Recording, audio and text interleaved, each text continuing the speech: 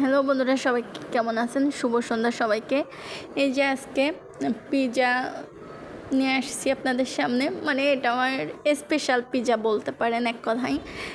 তো সন্ধ্যার সময় ভাবছি কি করব, তখন আমার ভাগিনা বড়টা বলে যে মামুনি আজকে আমি পিৎজা বানাই। তো আমি তো অবাক হয়ে গেছি যে ও তো রান্নাবান্না কিছুই পারে না, তাহলে পিৎজা কীভাবে করবে। কিন্তু আসলে অবাক করা বিষয়, মানে আমি যতটা না ওর কথা শুনে অবাক হয়েছিলাম, তো পিৎজাটা খেয়ে তার থেকেও 100 গুণ আমি অবাক হয়েছি যে ও কিছুই রান্না করতে পারে না, আর এত টেস্ট করে, এত মজা করে যে পিৎজাটা বানাইছে। মানে আসলে বলবো কি, আপনারা হয়তো বিশ্বাস করবেন না, কিন্তু খাইলে বিশ্বাস করতে পারতেন।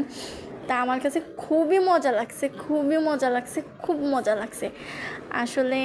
মানে আমিও এত মজা করে পিৎজা বানাইতে পারি না, আর যেটা সত্যি কথা, আমি পিৎজা বানাইতেই পারি না। কিন্তু ও যে এত অসাধারণ করে পিৎজা বানাবে, এটা আমি কখনো ওর কাছ থেকে আশাই করি নাই।